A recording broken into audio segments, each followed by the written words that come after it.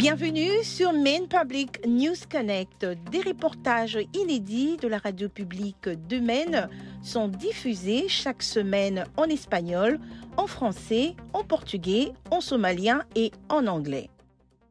Vous êtes sur Maine Public News Connect et bienvenue à vous en ce vendredi 4 novembre 2022. Maine Public répond aux questions du public sur la participation aux prochaines élections de mi-mandat et du gouverneur. Vous pouvez nous poser vos questions sur mainepublic.org/yourvote ou en cliquant sur le lien ci-dessous dans notre description pour plus d'informations.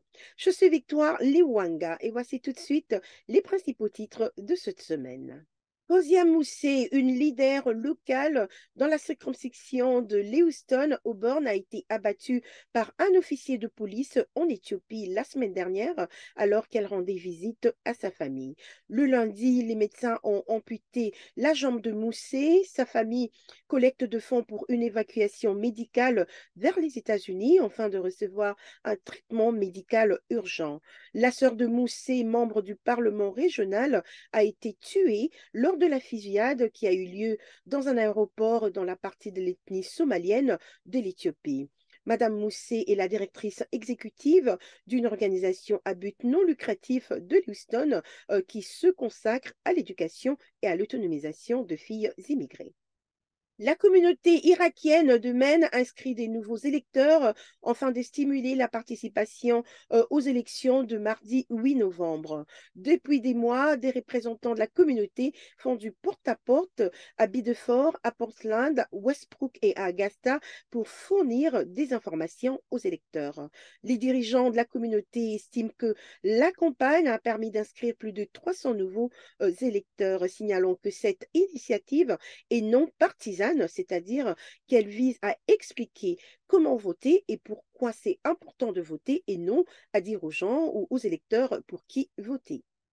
La ville de South Portland ouvrira bientôt les portes d'un nouvel immeuble d'appartements destiné à accueillir les familles et des personnes en quête d'asile, dont beaucoup sont actuellement hébergés dans des motels. Le gestionnaire immobilier à but non lucratif Avesta Housing, qui supervise la construction, a déclaré avoir reçu plus de 1000 demandes pour 52 appartements. Les locataires seront sélectionnés par un système de loterie et pourraient commencer à aménager dès ce mois-ci. À l'approche des élections de la semaine prochaine, Maine Public s'est entretenu avec 4 jeunes issus de différentes communautés d'immigrés pour savoir quelles questions qu'ils veulent les politiciens comprennent à propos de leur communauté. Les 4 participants ont évoqué les défis liés au changement climatique, au logement abordable et aux problèmes de toxicomanie ainsi que de santé mentale. Tous les 4 ont dit qu'ils souhaiteraient que le politicien de Maine accorde plus d'attention aux besoins, aux préoccupations et aux perspectives des communautés d'immigrés lorsqu'ils prennent des décisions politiques. Et pour lire un extrait plus détaillé de cette interview, veuillez consulter notre bulletin d'information de cette semaine, disponible en plusieurs langues sur le lien ci-dessous dans notre description. C'est par ici que nous concluons ce bulletin pour Maine Public News Connect. Je suis Victoire Liwanga. Merci d'avoir été avec nous et n'hésitez pas à aimer, à laisser un commentaire, à partager ce bulletin et surtout n'hésitez pas à nous faire part de vos réflexions, vos idées et vos sujets d'information. Vous pouvez vous inscrire à notre bulletin d'information ainsi qu'à notre groupe WhatsApp en utilisant le lien ci-dessous dans notre description afin de recevoir des vidéos dans votre langue préférée. Merci encore de nous suivre. Quant à moi, je vous retrouve au prochain numéro. D'ici là, portez-vous bien et passez une excellente fin de semaine. Maine Public News Connect est en partenariat avec des organismes exceptionnels de partout dans le Maine qui s'engagent à fournir un accès aux nouvelles et aux informations importantes pour tous. Nous tenons à remercier tout particulièrement les organismes suivants pour leur soutien et leurs efforts. Maine Immigrant Rights Coalition, Present Maine, les communautés congolaises et angolaises de Maine, Amjambo Africa, Catholic Charities of Maine, Greater Portland Immigrant Welcome Center, Portland Adult Education, Portland City Office of Economic Opportunities, Prosperity Maine, Maine Health Access Foundation, ainsi que l'organisme Maine Humanities Council.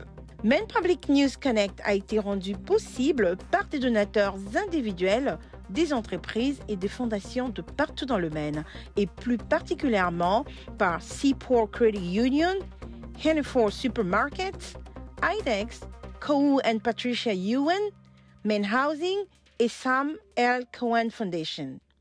Merci pour votre précieux soutien. Maine Public News Connect est aussi rendu possible par Kohu et Patricia Ewan qui s'engagent à combler les différences culturelles dans nos communautés. Juntos. Ensemble. Warajir. Junto.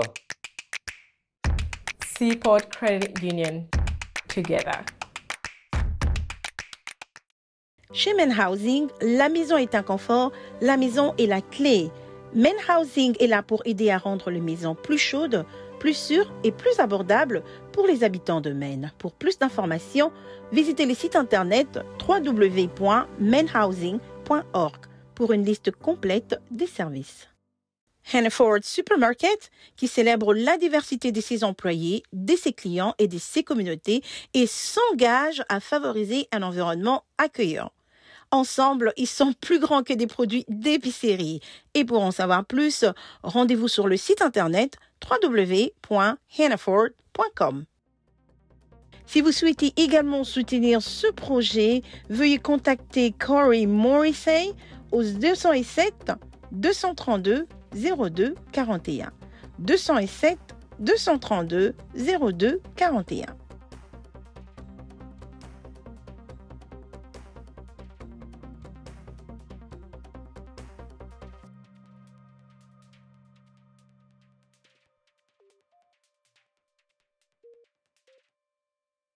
Thank you.